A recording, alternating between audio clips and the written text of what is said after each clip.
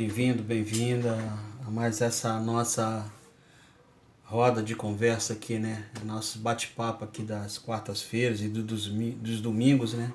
Sempre na presença de Jesus, ao redor do seu evangelho, sobre a ministração do Espírito Santo, como deve ser, né? Para que a gente venha a ter ou tenhamos experiências com Deus. O meu desejo de coração é que esse tempo, né? O tempo da casa, o tempo de estarmos em casa, seja um tempo de experiências com Deus e que o Espírito Santo de Deus sopre na sua vida, em nome de Jesus. Que o Evangelho de Jesus lhe seja vivo e lhe faça muito sentido, meu querido e minha querida. E que a presença de Jesus faça toda a diferença na sua vida. Amém? Glória a Deus. Ontem foi aniversário da igreja. Mais um ano de vida da nossa igreja, Igreja Batista de Marco 2. Ontem, dia 30 de junho. Louvado seja o nome do Senhor. Toda a honra, toda a glória, todo louvor, toda a majestade, toda a adoração seja dada ao nosso Deus. Amém, queridos? Fiquei muito contente que alguns irmãos postaram lá algumas coisas, né? Homenageando a igreja para esse tempo, né? E que você que faz parte dessa comunidade chamada Igreja Batista de Marco 2, creia que os ventos que vão soprar, vindo do Espírito Santo de Deus, são ventos muito bons. E que novas coisas nós viveremos. Então creia, continue firme no teu propósito em oração, em fé, porque o que vem da parte de Deus sempre é bom, irmãos. Nunca é ruim. Sempre é bom. Amém? Eu quero, antes de começar na palavra dessa noite, da palavra que vou compartilhar com vocês, eu quero te convidar a orar comigo agora, nesse momento. Então curve a sua cabeça e feche seus olhos e me acompanhe em oração, em nome de Jesus. Obrigado, Jesus, por estar conosco. Obrigado pela tua promessa de que o Senhor estaria conosco todos os dias, até a consumação dos séculos. Em todas as circunstâncias, o Senhor estaria conosco. E mesmo quando não tivemos, Senhor, mesmo quando não te sentimos, em fé, nós afirmamos, cremos que tu estás conosco e te agradecemos a tua presença. Abençoa-nos e fala conosco, Pai. Te pedimos assim, em nome de Jesus e para a tua glória. Amém. Amém, meus irmãos. O tema da nossa conversa de hoje é decisão. Isso mesmo, decisão. E o texto bíblico para a nossa referência, que eu separei aqui, ele está no Evangelho lá de Jesus, né? Conforme Mateus escreveu no capítulo 16, nós vamos ler o versículo 24. Mateus, capítulo 16, versículo 24.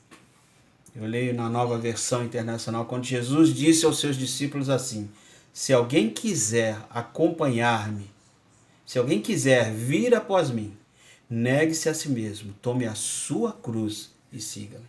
Se alguém quiser me seguir, disse Jesus, negue-se a si mesmo, tome a sua cruz e siga-me. Amém, meus queridos? Que Deus abençoe a leitura da sua palavra, graças a Deus. Geralmente nós pensamos que Jesus, quando fala sobre segui-lo, ele está falando sobre imitar o seu estilo de vida. Assim que a gente pensa. As pessoas geralmente pensam que seguir a Jesus é viver do jeito que Jesus viveu. E nesse sentido, geralmente se aplica. O seguir a Jesus, vivendo do jeito que Jesus viveu, se aplica com um conteúdo ético, né? Então seguir a Jesus seria seguir os seus mandamentos. E especialmente, por exemplo, aqueles que estão lá no Sermão do Monte. Aqueles em que Jesus diz, ouviste o que foi dito? Eu, porém, vos digo, né? Vocês ouviram o que foi dito a vocês. Eu digo a vocês, né? Não matarás, mas você não deve odiar, porque senão você está fazendo a mesma coisa. Não adulterarás, mas você não deve nem mesmo olhar com cobiça para outra pessoa, porque senão você está adulterando. Então é isso que Jesus está dizendo. Seguir a Jesus seria virar a outra face, amar o inimigo, perdoar 70 vezes 7, né? Seguir a Jesus seria dar esmolas no anonimato, por exemplo. Seguir a Jesus seria praticar o jejum sem ficar dizendo para os outros e aparecer em público ali com olheira para mostrar que você está praticando jejum. Seguir a Jesus seria, na interpretação assim mais usual, mais no nosso jargão, na nossa palavra, mais comum, seguir a Jesus seria seguir os mandamentos de Jesus. E não necessariamente os mandamentos da lei de Moisés, mas os mandamentos da lei de Moisés ressignificados, irmãos, e levados a uma profundidade que Jesus faz, especialmente ali no Sermão do Monte. Seguir a Jesus, então, seria viver de maneira solidária, generosa, buscando a justiça, e tudo isso está certo. Seguir a Jesus é tudo isso mesmo que está aí. Mas eu acredito que quando Jesus, aqui ele está falando com seus discípulos, quem quiser vir após mim, negue-se a si mesmo, tome sua cruz e siga-me, a pergunta que a gente faz para Jesus é, seguir Jesus para onde? Para onde está indo Jesus para que eu siga os passos dele? É como se Jesus dissesse assim para a gente, venha comigo. Esse venha após mim é venha atrás de mim. É isso que Jesus está falando. Lembra que o conceito de talmide, que significa discípulo, é aquele que vai seguindo seu mestre tão de perto que ao final do dia o discípulo está coberto pela poeira que os pés do seu mestre levantam. Então ele está ali coladinho nele, né? Então no final do dia os discípulos meninos talmidim, eles estão cobertos pela poeira do seu mestre. É porque seguiram o mestre, né? Então para onde o mestre foi, os discípulos foram atrás, os meninos foram atrás dos talmidins, observando aquilo que o mestre está ensinando. Porque a grande ambição desses meninos não é saber que o mestre sabe, e nem tampouco se comportar do jeito que o mestre se comporta, é imitar comportamento. A grande ambição do talmide, do discípulo, é ser como seu mestre, é se tornar o tipo de homem que o seu mestre é ser igual ao seu mestre. Não é só saber o que ele sabe e fazer o que ele faz, é ser o que ele é. Essa é a diferença. Então, quando a gente está ouvindo Jesus dizer, se você quiser vir após mim, se você quiser me seguir, quiser vir atrás de mim, eu estou indo, ó, você vem atrás de mim. A pergunta é, para onde Jesus está indo? Né? Não é outro lugar, irmãos, que Jesus está indo, senão a cruz. Senão a cruz. O caminho de Jesus é a cruz.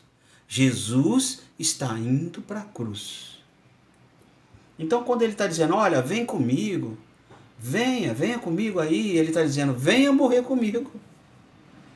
A convocação para seguir a Jesus não é uma mera convocação para reproduzir um comportamento e um procedimento ético. Jesus, ele nos convida para morrer com ele. Ele está dizendo, vem, siga-me, vem morrer comigo. Né? Você quer seguir Jesus? Então tá bom, então morra. Você quer imitar Jesus? Então morra.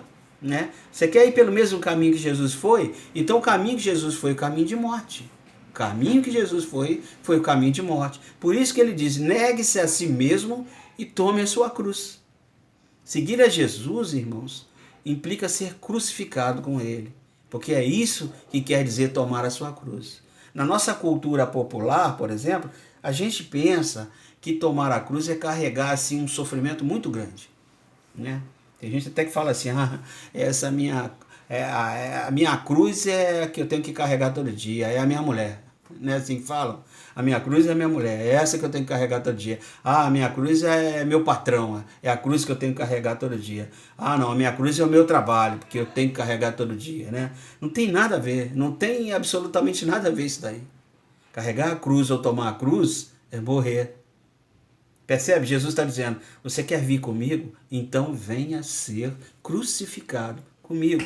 E isso tem absoluta coerência com todo o conceito que nós estamos encontrando nas páginas da Bíblia Sagrada a respeito do que é Jesus, de quem foi ou quem é Adão, esses dois paradigmas, né, de ser humano. Né? Por isso que a Bíblia fala de Jesus como o último Adão, né, ou o segundo homem. Né? Ela fala disso, né? O primeiro homem é Adão e o segundo homem Jesus, né? É o paradigma, né?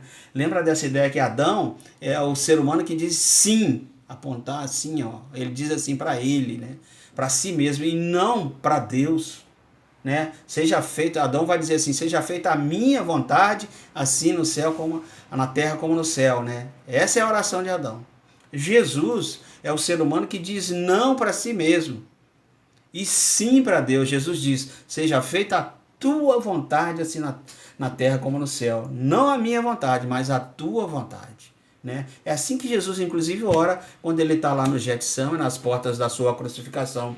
Ele diz assim, se for possível, passa de mim esse cálice, Senhor. Todavia, não seja feita a minha vontade, mas a tua vontade. Né? Então, há dois modelos de ser humano, há duas maneiras de viver como ser humano. Né? É dizendo sim para si mesmo e não para Deus, e dizendo não para si mesmo e sim para Deus. Né? Então, quando Jesus diz assim, olha, venha morrer, negue-se a si mesmo, o que ele está dizendo é, diga não para você e diga sim para Deus. Mergulhe na morte comigo, Jesus está dizendo. Mergulhe na morte comigo. Porque o texto bíblico de Mateus 16, ele continua, e Jesus diz assim, porque aquele que quiser salvar a sua vida, vai perdê-la. E aquele que quiser ganhar a sua vida, então precisa perder a vida. Aquele que perder a vida por amor de mim, esse a achará. Então, se você negar a você mesmo e for crucificado com Jesus, o que eu gosto de pensar é o seguinte, que Jesus, ele dá meio que um mergulho na morte, né? E sai lá do outro lado, né? Vivo. É isso que acontece, né? É isso que Jesus está dizendo. Você quer vir comigo? Então, mergulhe para a morte e saia vivo do outro lado comigo. Porque Jesus está dizendo assim, eu estou mergulhando na morte. E eu vou mergulhar na morte, e o meu Pai vai me ressuscitar ao terceiro dia. Amém, meus irmãos? Você quer mergulhar na morte e sair comigo vivo do outro lado? É isso que Jesus está perguntando para nós, né? Então ele está dizendo assim, se você quiser fazer isso, negue-se a si mesmo. Diga não para você e diga sim para Deus. Porque se você disser sim para você mesmo, você vai mergulhar na morte. Mas aí você vai ficar lá. Você não vai sair daquele lugar. Se você quiser atravessar a morte e sair vivo do outro lado, isso é, se você quiser perder a sua vida para achá-la, negue-se a si mesmo. É isso que Jesus está falando. Agora, se você quiser preservar a sua vida, você não vai conseguir, porque cedo ou tarde você vai mergulhar na morte. Só que a diferença é que você fica lá, né? Você morre e fica lá. Você não sai do outro lado. É isso que Jesus está dizendo. Então Jesus está dizendo assim, ó, olha, você tem que decidir. Você tem que escolher a quem você vai dizer sim. Se você disser sim para você mesmo, você vai ficar na morte. Agora, se você disser não para você, e se for crucificado comigo, a gente sai vivo lá do outro lado. Por quê? Porque o meu Pai vai buscar a gente na morte. Amém? A maneira prática como eu vivo isso aqui, eu, Fernando, no meu dia a dia como seguidor de Jesus, né, é que eu penso que todos os dias nós temos que tomar decisões a respeito de dizer sim para nós mesmos, que é viver no reino do ego ou viver no reino de Deus. Né? O reino do ego, irmãos, resulta em morte. Já o reino de Deus resulta em vida. Uma das formas de você entender isso é o que Tiago diz lá no capítulo 4 da sua carta. Né? Ele diz assim, de onde vêm as suas guerras? De onde vêm os conflitos? Não vem do fato que vocês estão apegados aos seus próprios desejos egoístas? Tiago vai falar isso lá no capítulo 4 da carta dele. É por isso que vocês vivem se matando aí, vai dizer Tiago. Por isso é que vocês vivem brigando o tempo todo, cada um querendo fazer a sua própria vontade, cada um querendo afirmar o seu próprio ego. A guerra dos egos, né? É isso que Tiago está falando. Eu defino, como é que eu posso dizer? Eu defino o demônio, né, o nosso inimigo, como um ego absoluto. Diabo para mim, irmãos, é um ego absoluto, né? Diabo é aquele que quer que a vontade dele seja feita, custe o que custar, doa quem doer. Ele não admite ser contrariado, ele não admite ser questionado, ele não admite que chova no piquenique dele. Ele é o tipo de ego que, se ele vê que está vindo uma tempestade na direção dele, ele já manda a tempestade para o quintal do vizinho. Ó, tá vindo ao meu lado, toma para você. É isso que ele faz. Porque ele pensa nele sempre em primeiro lugar e nunca pensa nos outros. Ele só pensa nele. Não sei se você fica irritado com isso, mas eu fico muito irritado, por exemplo, quando eu vejo um carro estacionado numa vaga que cabe dois e tem só um lugar, tem só um carro lá naquele lugar. O sujeito para meio enviesado ali, né? E tem a marcação ali direitinho, então o carro tem que entrar retinho ali, porque se entrar meio enviesado só cabe um. E o sujeito acaba ocupando a vaga de dois. Esse tipo de gente me irrita assim profundamente. Eles pensam que eles estão sozinhos ali no mundo, né? Que não tem mais ninguém para estacionar, só tem eles param de qualquer jeito, travam o carro e vão embora, né? Essa coisa me irrita. Tem gente que é assim na vida. Tem gente que é assim dentro de casa. Por exemplo, toma posse do controle do TV e não larga mais. Né? Eu sou assim, irmãos, tem que melhorar. E nem se interessa pelo que os outros querem ver. Tá aí um exemplo de ego absoluto, né? Ignorando que existem outras pessoas em volta, existem outras vontades, existem outras necessidades. Percebe? O reino do ego, ele é o reino de morte. O reino do ego é um reino de opressão, irmãos, que desconsidera as pessoas que estão à volta. Jesus está dizendo, você quer viver no reino do ego? Então você vai caminhar para a morte e vai ficar lá, né? Agora, se você quiser vida, quiser viver a experiência do reino de Deus, então negue-se a si mesmo e vem ser crucificado comigo. É isso que Jesus está dizendo. É o que disse o apóstolo Paulo, né? Que diz que a gente tem que ter o mesmo coração, a mesma atitude de Jesus, que sendo em forma de Deus, ele não se apegou aos seus privilégios, às suas prerrogativas, aos seus direitos divinos, mas ele esvaziou-se a si mesmo, né? Isto é, disse não para si mesmo e se entregou à morte, e morte de cruz. E enquanto Jesus viveu aqui, ele foi servo. Ele não viveu no reino do ego, ele viveu no reino de Deus. Então, se a gente quiser seguir a Jesus, a gente tem que sair do reino do ego para ir para o reino de Deus. A gente tem que negar nosso próprio ego, significa morrer. Seguir a Jesus é morrer, morrer para si, para viver para Deus e viver para o próximo. É difícil, né? Difícil, né? Bem difícil. Eu dei um exemplo bobo aí, né, do controle remoto, mas é uma realidade. Cada um com a sua realidade, né? Eu gostaria muito que você refletisse nisso. Refletisse sobre essa dificuldade, né? Que dificuldade você tem para sair do reino do ego? Então eu vou sugerir aí para a gente fechar a nossa palavra dessa noite, duas questões para você pensar, para você refletir. Bom, a primeira é: em que situações você sente que o seu ego está sendo desafiado? Quando? Em que circunstâncias? Em que ambientes, né? Por exemplo, no seu trabalho, na sua família, no seu casamento, na sua relação com o seu pai, com a sua mãe, com seus filhos ou com seus irmãos. Eu fico imaginando irmãos que vivem, dormem no mesmo quarto, dividem o mesmo armário, né? A disputa do ego entre eles deve ser, né, assim, algo muito louco. Eu me lembro que era assim comigo e com meus irmãos quando eu era garoto, né? Em que situações você percebe que o seu ego é mais contrariado, é mais desafiado? Também, quem é a pessoa assim que mais desafia seu ego? Quem mais te questiona? Quem mais te confronta, mais te irrita? Quem é essa pessoa? Tem uma só? Tem duas? Tem três? Ou se você é do tipo de gente que diz assim, não, todo mundo me confronta o tempo todo, todo mundo me irrita o tempo todo. E aí? Onde é? Que momentos da sua vida em que o reino do ego, você se dá conta de que você está no reino do ego, em que você fica irritado, você fica irritada, você fica contrariado, você fica contrariado. Porque esses momentos aí, eles são momentos muito definidores, assim, muito definidores de transformações que Deus quer fazer na sua vida, na minha vida, para que você tenha realmente vida e não morte, né?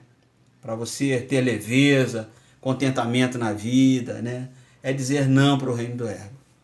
Agora, tem uma coisa muito importante aqui que Jesus fala, que é o seguinte: se, ele diz assim, se você quiser vir após mim, se alguém quer me seguir, é o se, né? Ninguém é obrigado, irmãos, a seguir a Jesus. A gente escolhe seguir a Jesus. A gente toma uma decisão, que é o tema dessa mensagem. Eu aprendi que decisão é cisão de.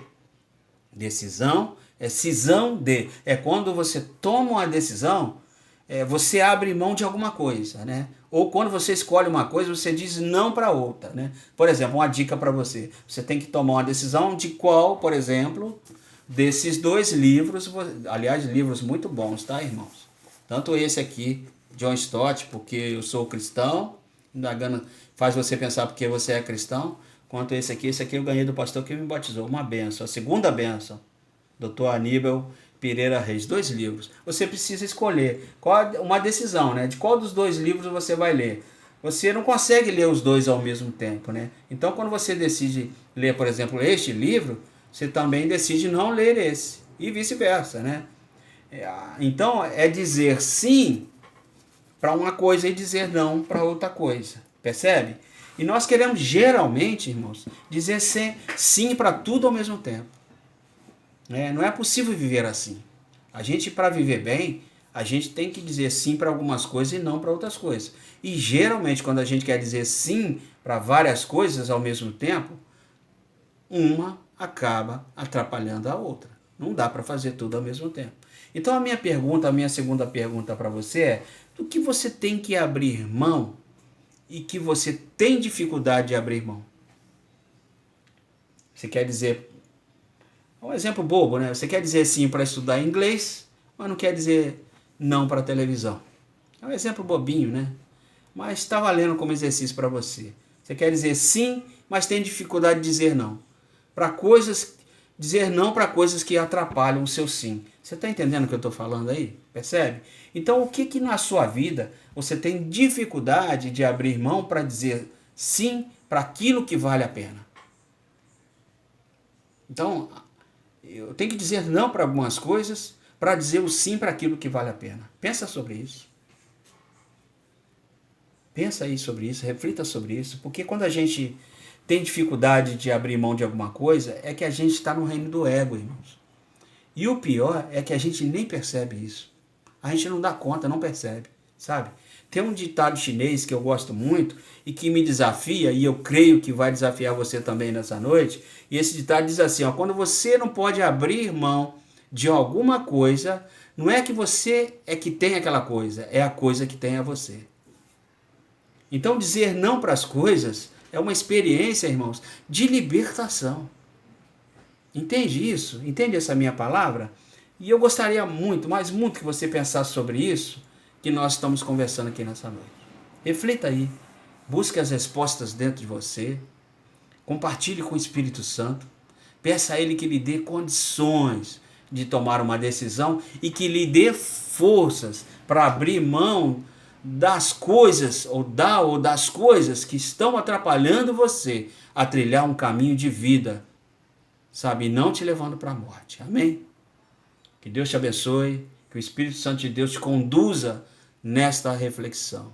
Até o nosso próximo encontro no domingo, se assim Deus nos permitir. Tenha uma boa noite, um bom resto de semana.